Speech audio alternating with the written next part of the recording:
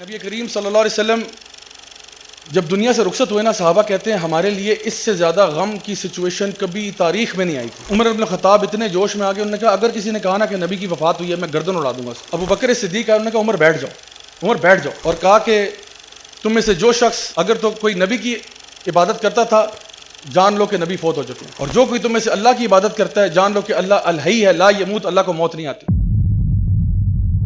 سیدنا بلال نبی کریم صلی اللہ علیہ وسلم کے مؤذن تھے، اذان دیا کرتے تھے۔ ان کا واقعہ آپ کو پتا ہوگا کہ ان کے اوپر بہت ظلم ہوتا تھا۔ ان کا جو مالک تھا، ان کا جو اونر تھا، وہ ان کو ریت پہ گھسیٹتا تھا، چھاتی پر پتھر رکھتا تھا، اور وہ پھر بھی کہتے تھے احد احد۔ اور جب بعد میں صحابہ نے ان سے پوچھا کہ آپ احد احد کیوں کہتے تھے، تو انہوں نے کہا مجھے اس کے علاوہ آتا ہی کچھ نہیں تھا اسلام کے بارے میں، مجھے دین یہی پتا تھا کہ اللہ ایک ہے، بس اس کے علاوہ مجھے دین کا پتہ ہی کچھ نہیں تھا، تو جو پتہ تھا بس وہی بولتا تھا۔ تو ان کو بہت مارا گیا، بہت پیٹا گیا۔ تو جو ان کا مالک تھا وہاں پہ ابو بکر صدیق آ گئے، انہوں نے کہا کہ میں جو ہے نا بلال کو آزاد کروں گا۔ انہوں نے کہا بتاؤ کتنے لوگ اس کے لیے؟ تو اس نے کہا کہ جی اس کے لیے، یہ اس کے لیے، کیونکہ اس ٹائم پہ نا سیدنا بلال کی حالت اتنی خراب ہو چکی تھی کہ وہ تقریباً مرنے کے قریب تھے۔ اتنا ان کو مارا پیٹا گیا، لہو لہان کر دیا، ریت پہ گھسیٹے گئے، پتھر مارے گئے، مطلب بہت بہت بری حالت میں تھے، بالکل مرنے کے قریب تھے۔ تو سیدنا ابو بکر ہے، انہوں نے کہا کتنے جو ہے نا مانگتے ہو اس کے لیے؟ اس نے کہا 10 دینار، 10 دینار سمجھے 10 گولڈ کوائنز۔ تو سیدنا ابو بکر نے فوراً جیب سے نکالے اور منہ پہ مارے اس کو، یہ لو۔ تو ان کو آزاد کیا، تو وہ اپنے ہاتھوں میں نا وہ 10 دینار ایسے اوپر نیچے کر رہا ہے اور کہتا ہے کہ مجھ سے اگر ایک بھی مانگتے میں تمہیں دے دیتا، میں اس کو ایک میں بھی بیچ دیتا، کہ تم نے 10 دے دیے، تم نے یہ تو مرنے کے قریب تھا، میں تو اس کو 1 دینار میں بھی بیچ دیتا، تم نے 10 پہ مطلب تمہیں میں نے بیوقوف بنایا۔ سیدنا ابو بکر کہتے ہیں کہ بیوقوف تم ہو، کیونکہ تم اگر مجھ سے 100 مانگتے میں 100 میں بھی لے لیتا۔ اور سیدنا ابو بکر کہتے تھے کہ بلال میرا سید ہے، بلال میرا آقا ہے۔ اور عمر بن الخطاب کہتے تھے کہ ابو بکر سیدی، ابو بکر میرے سید ہیں اور بلال ان کے بھی سید ہیں۔ یعنی یہ وہ چیز تھی کہ غلام کو کہاں پہنچا دیا اسلام نے۔ اور آپ کو پتہ ہے کہ نبی کریم صلی اللہ علیہ وسلم جب دنیا سے رخصت ہوئے نا، صحابہ کہتے ہیں ہمارے لیے اس سے زیادہ غم کی سچویشن کبھی تاریخ میں نہیں آئی تھی۔ عمر بن الخطاب اتنے جوش میں آ گئے، انہوں نے کہا اگر کسی نے کہا نا کہ نبی کی وفات ہوئی ہے میں گردن اڑا دوں گا اس کی۔ خبردار کسی نے کہا فوت ہوئے، کہ وہ فوت نہیں ہوئے، وہ چلے گئے ہیں، ابھی کچھ مطلب دیر کے لیے گئے ہیں، جس طرح موسیٰ علیہ السلام گئے تھے بنی اسرائیل کو چھوڑ کے 40 دن کے لیے، وہ واپس آئیں گے، اللہ تعالیٰ نے ان کو ہم سے نہیں اٹھایا۔ وہ نا مطلب جوش میں یہ کہہ رہے تھے، ان کو خود سمجھ نہیں آ رہی تھی وہ کیا بات کر رہے ہیں۔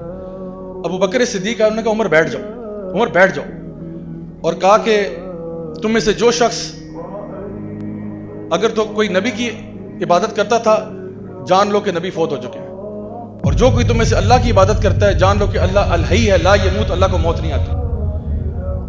تو لوگوں کو بتایا کہ وہ دنیا سے جا چکے ہیں، لیکن اللہ تو ہے نا ہمارے ساتھ، اللہ تو ہے، لائف ول گو آن۔ تو صحابہ کہتے ہیں سب سے پینفل ڈے ہمارے لیے تھا۔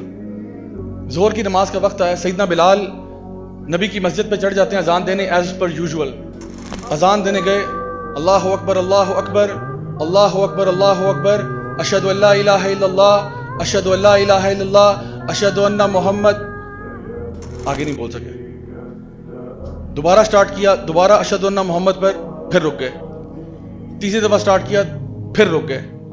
آپ کا معمول پتہ کیا تھا؟ جب بھی آپ اذان دیتے تھے نا تو آپ مسجد نبوی میں مسجد کے اوپر چڑھ جاتے تھے، اذان دیتے تھے، لاؤڈ سپیکر تو نہیں تھے، تو مسجد کے اوپر چڑھ کے اذان دیتے تھے، اور نبی کریم صلی اللہ علیہ وسلم کا حجرہ بالکل نیچے تھا، تو اشہد ان محمد پر نیچے دیکھتے ہوتے تھے، اذان دیتے ہوئے نیچے دیکھتے تھے، اور نبی کریم صلی اللہ علیہ وسلم اکثر یہ ہوتا تھا کہ اشہد ان محمد پر باہر نکلتے تھے۔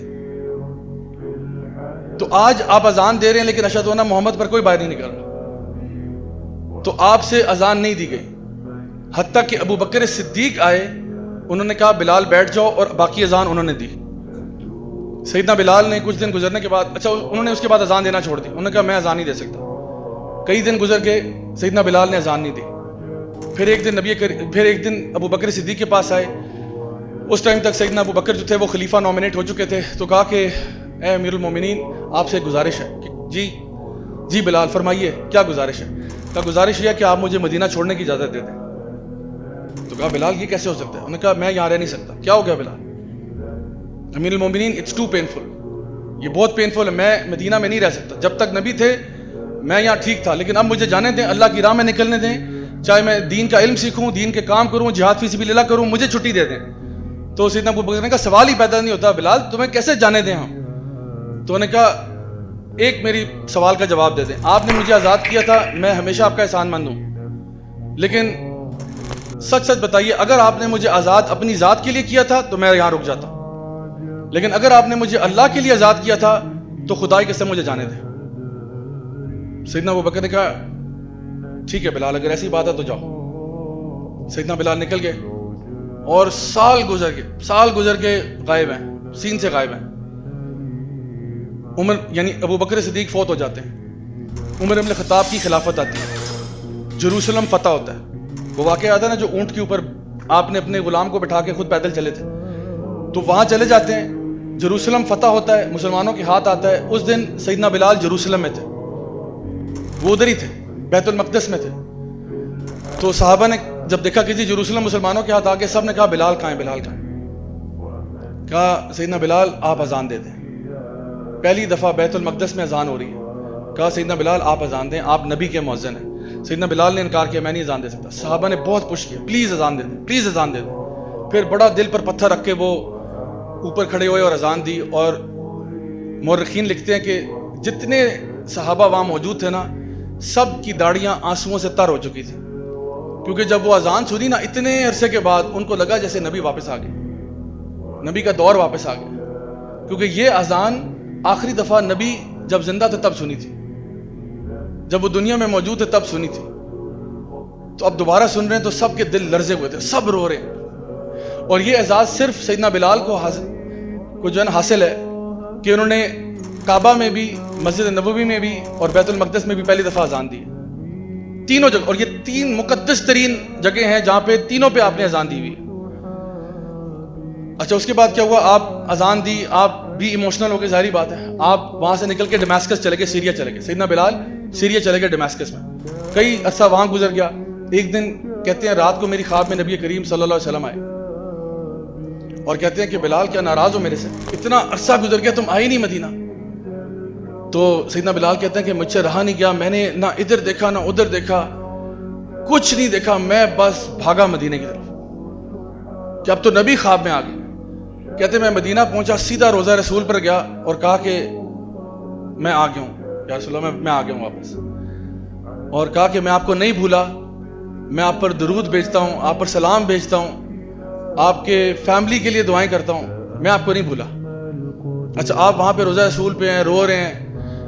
اتنی دیر میں نا کسی نے جا کے یہ خبر سیدنا حسن اور حسین رضی اللہ عنہما کو دے دی کہ بھئی سیدنا بلال آئے. میں کیونکہ کسی کو بتا کے تو آئے نہیں تھے, پہلے سے اعلان تو کروایا نہیں تھا کہ میں مدینہ جا رہا ہوں, وہ تو بس اٹھے اور بس پہنچ گئے. تو سیدنا حسن اور حسین نے دونوں نے ہاتھ پکڑ کے کہا کہ سیدی آج اذان آپ دیں گے. اور آپ یقین کریں کہ اتنے عرصے بعد سیدنا بلال نے مدینہ میں اذان دی. اور مورخین اور محدثین لکھتے ہیں کہ کوئی ایک آنکھ بھی اس دن آنسوؤں سے خالی نہیں تھی. لوگوں نے جب اذان سنی نا, انہوں کو لگا جیسا کہ نبی کریم صلی اللہ علیہ وسلم مدینہ واپس آ گئے.